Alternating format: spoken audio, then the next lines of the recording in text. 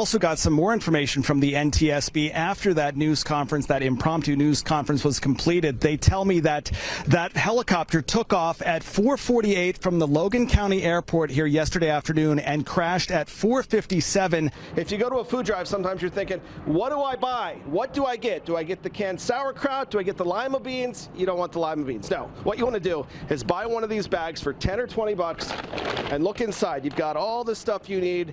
They make it easy. They take the guesswork out of it here. This year's inductees represent a wide variety of musical styles. You may remember that back in 2020, the induction ceremony had to be recorded because of the COVID-19 pandemic. Things are a lot different this year. They were able to bid on their routes during the third week of May.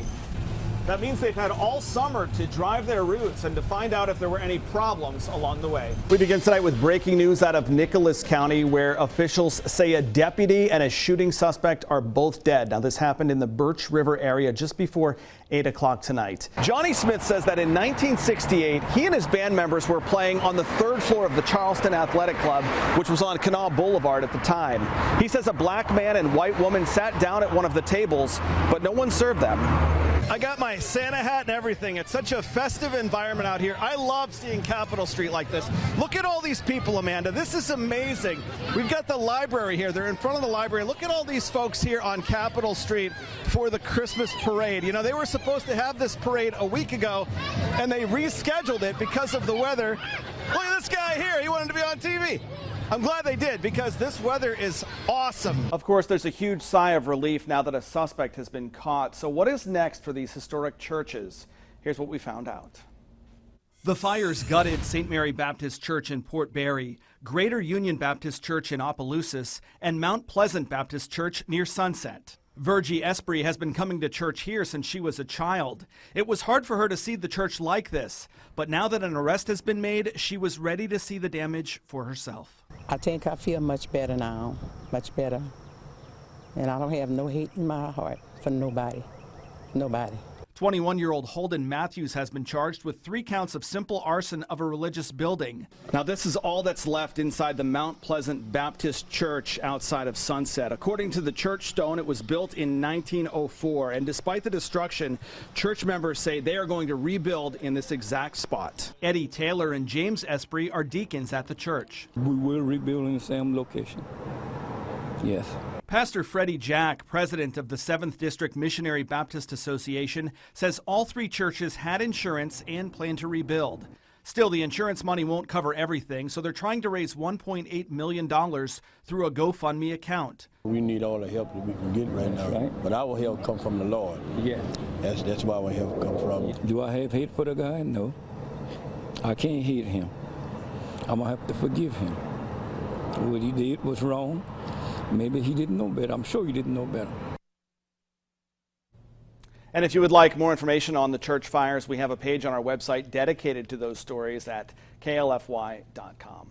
A father is speaking out tonight after his fiancee and 2-year-old son were killed over the weekend in a suspected drunk driving crash. His loved ones were killed at around 1:30 Sunday morning on the I-49 South Service Road near Sunset in St. Landry Parish. A 16-year-old girl is now also fighting for her life. Here is more in a heartbreaking story you'll see only on 10. He's there with his eyes closed, face full of blood. He was gasping, breathing. I said, son, just hang in there, baby. Please, hang in there for Daddy. Daddy's here.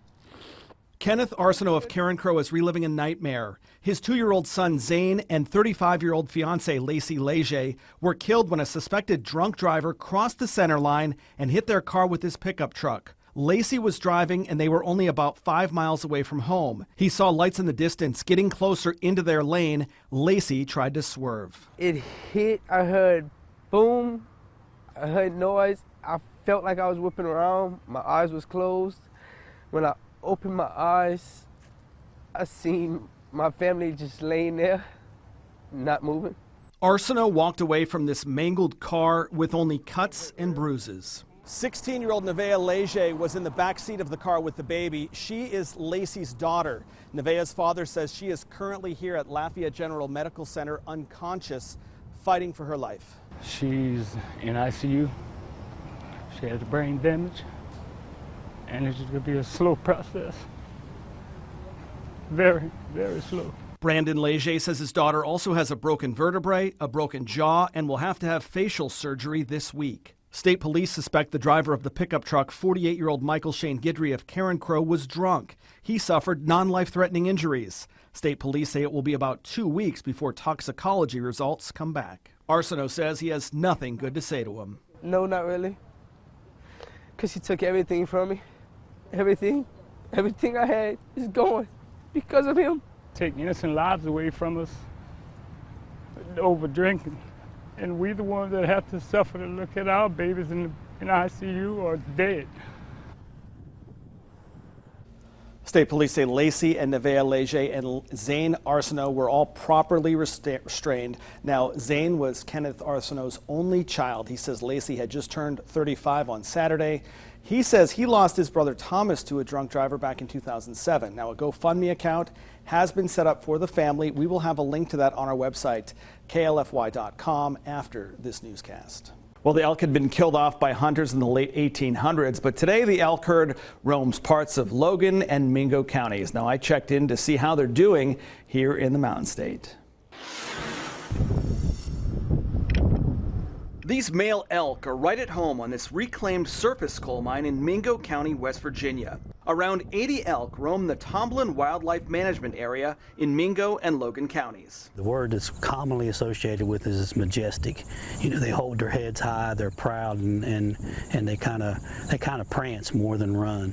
I had never seen elk before, so in mid-October I went out looking for them with Randy Kelly.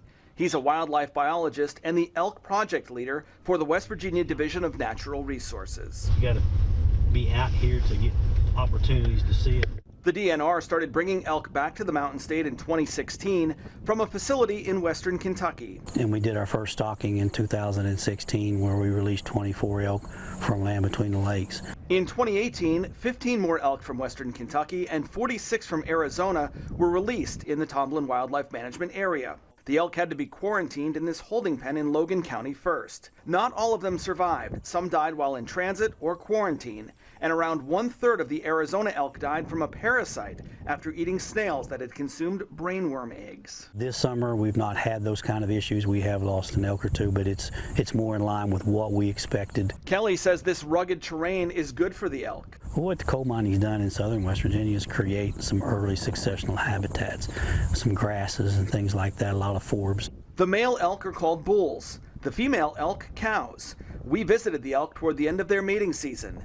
Kelly says about 15 calves have been born here each of the past 2 summers. This has been so much fun tracking these elk. We've been out here for about 2 hours now, and just a few moments ago, we're at a place called Rattlesnake Point. I saw 2 bulls about 70 yards away from me here. I'm going to show you some video now that I just shot with my iPhone camera. Just amazing to see these creatures up close and personal. Those are 3 to 4 year old bulls, so they're going to weigh probably 650 pounds, probably somewhere in that neighborhood. Kelly says the older, bigger bulls can weigh between 800 and 1,000 pounds. They like to establish their dominance in the herd. When somebody hears one bugle for the first time, I like to tell them, welcome to West Virginia elk country, because that's exactly what it has become. Most of the elk have radio collars with transmitters and are tracked on a laptop computer. West Virginia state parks have hosted popular elk tours in years past, but they were canceled this year due to COVID-19. The wildlife area, however, is open to the public. As far as seeing elk, you might have to walk a little ways to get to see that for a little bit longer. We're working on those access issues, and we'll resolve those as the mining operations move and complete in some areas. The DNR hopes to have an elk hunting season someday, but that's still years away. Meanwhile, Kelly believes the elk herd will eventually generate millions of dollars from tourists who come to southern West Virginia to see them. Pretty amazing creatures there. The elk program is funded by sportsmen through hunting licenses, a federal excise tax on guns and ammunition, the Rocky Mountain Elk Foundation, the Conservation Fund, and other private donors and foundations. Now, there's no word yet on when more elk will be brought to West Virginia, but the DNR hopes to open a second release site in Wyoming or McDowell County. I wish it could be completely adjusted for the rate of inflation, but this is a check to pay you back what the union took from you. A special ceremony honored 79-year-old bass player Johnny Smith Saturday at Levi First Missionary Baptist Church in Rand. American Federation of Musicians Local 136 President Mike Pushkin apologized to Smith, the only surviving member of the band The In Crowd, which was punished for taking a stand against racism in 1968. I don't think that this necessarily makes things right. I think justice deferred is still justice denied. What this reaffirms is that Mr. Smith and his bandmates were right. So what happened? First, a little history. Johnny Smith was a popular musician in the Charleston area. He bought his first bass guitar at 18 while stationed in Germany with the U.S. Army. When he returned home, he began playing in rock and jazz bands throughout the Charleston area. He once played with Otis Redding in Beckley and did several shows with John Lee Hooker in Charleston. Talk that talk right now. Yeah, I sat in with him. I played with him. I found him to be a good musician, a personable type of guy. Smith worked as a lineman with the power company by day and played music on nights and weekends. And one night, the racism of the 60s was something he couldn't ignore. Johnny Smith says that in 1968, he and his band members were playing on the third floor of the Charleston Athletic Club, which was on Kanawha Boulevard at the time. He says a black man and white woman sat down at one of the tables, but no one served them. They just sat there and they sat there and they sat there. And I think they danced a couple times, and then when they sat back down, nobody had come. And this was an appreciable amount of time. It was over 15 minutes. Smith says he and his bandmates talked about it and decided to tell the manager about the situation, but they were ignored. Since he still didn't send anybody to wait on, just continued to ignore, we quit playing. Smith says taking that stand led them to being kicked out of the club. Worse, the musicians union fined each member $150, which would be more than $1,100 today. It actually enraged me to the point, like I said, I never joined the union again. I never went back. Johnny's son Brian says gigs only paid about $30 back then, so the $150 fine was significant. He was married. You know, it wasn't just him. So when they levied that fine on him, they knew full well what they were doing, and they were going to teach him a lesson. Brian says hearing the story over the years angered him, but he hopes the union's actions on Saturday will give his parents some peace. It says a lot about the evolution of the union and the mindset. It says a lot about the evolution of the area. Brian's longtime friend Joe Slack got the ball rolling, telling Pushkin how the union treated Johnny Smith back then. To make amends, the union reinstated Johnny Smith and paid him back $250. Seeing justice almost done is just as important as being strong enough to forgive. And so I'm thankful that I was able to see that. I really am. In Rand, Rob Macko, 13 News, working for you. A flood watch is in effect for much of our region, causing schools to let out early and mud to slide. Good evening. Thanks for joining us. I'm Rob Macko. Amanda Barron is on assignment for us tonight. We start tonight with team coverage on this severe weather and water concerns throughout our region. 13 News reporters Rachel Pellegrino and Mark Curtis are here to give us some insight on the chemicals in our area from the train derailment. Happened a couple of weeks ago in Ohio, and Chief Meteorologist Spencer Atkins will tell us all about the heavy flooding and how long this severe weather is going to last. But first, we're going to go live to Lincoln County. Now, this is in the Harts area near Harts Pre-K through 8. This is over on McClellan Highway, where there have been all kinds of issues this afternoon. Not only was there high water covering the roads, but a power pole actually fell onto the road. That caused issues with dismissal for the school kids. The students were on the buses, but then the drivers couldn't go anywhere safely, so they brought the kids back to the school, got them a snack, and waited for the water to go down. Once that happened, they were able to get the students back on the bus, and now they are heading home. Lincoln County was also hard hit. This is in the Yawkey area, the creek here spilling into the road in some spots. You can't tell where the creek ends and the road begins. This is along Midway Road. It's not far from the ambulance station. Josh Hunter sent us this video, so we thank you so much for that. Now to the Griffithsville area, where the roads were also covered in water. This is in front of the old Duval Pre-K through 8 school, where you can see some drivers made it successfully through the high water. The students at Duval Pre-K through 8 who were in the Hamlin area, they had a delayed trip home. That's because the roads getting to their homes are flooded, so they can't get there. Same is true for many Lincoln County high school students. We caught up with one driver who says it's just a real mess out there. And one school bus driver told us they couldn't believe the amount of rain that fell in just one 45-minute stretch. This was the scene this afternoon on Route 34 in Putnam County, just north of Interstate 64 near Tays Valley. One lane of traffic was flooded and drivers had to exercise some patience getting through there, but dispatchers say there were no serious problems reported. All Putnam County schools were dismissed 2 hours early today. Take a look at this now. It's a mudslide. It blocked Route 21 in the Sissonville area in Kanawha County. Everyone going that way had to take a different route. This happened after 1 this afternoon. The cleanup took hours, but it is now clear. And in Huntington, Four-Pole Creek is at its banks. In some cases, it's spilling over. This is the Enslow Park area. It's a spot known for flash flooding. People there are used to it. Now, just in the last 2 weeks, crews were out cleaning debris out of the creek to try and prevent flooding like this and flooding that we saw this past summer. That ruined some of the things in people's homes, and in some cases, it took months to clean up. All right, here's what we know about the chemical plume from the train derailment in Ohio as it moves down the Ohio River. According to the West Virginia Governor's Office, the large plume is at Point Pleasant, and it's moving at about a mile per hour. Because of today's rain and the fact that the Kanawha River ends there, the additional water will greatly dilute the traces of chemicals. It's estimated the plume will get to Huntington by late Friday night or early Saturday morning. Again, officials say the chemical levels are small and that they are not dangerous. All right, 13 News reporter Rachel Pellegrino joins us live now along the Ohio River with details on what's next as that chemical continues to move downstream. Rachel, West Virginia American Water has switched over to an alternative water intake system on the Guyandotte River, and the company says this will be in operation until further notice, but they're continuing to monitor the water quality there. All right, Rachel, thanks so much for that update. Now, when it comes to the response to this emergency, West Virginia Governor Jim Justice says it's all hands on deck, but for now he says the situation is under control. Our chief political reporter, Mark Curtis, joins us in the studio with more on this. Mark, thanks. A lot of people concerned. A press conference was held today, and officials from the Environmental Protection Agency, the EPA, surveyed homes in East Palestine, Ohio today.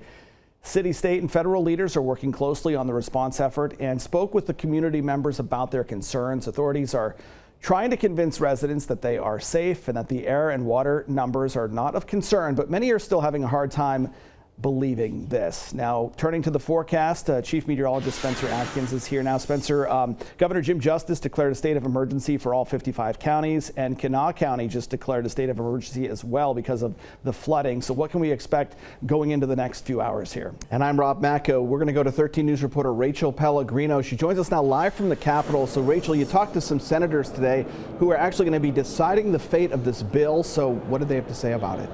Family and friends said goodbye to Clarence Wilkerson today in Ashland, Kentucky. He died last weekend. A hearse waited outside Christ Temple Church as people paid their respects. Now, Wilkerson died right after he was in police custody. He was arrested last weekend as a warrant was being served. An autopsy revealed the cause of death was not due to trauma, but possibly related to pre-existing medical conditions.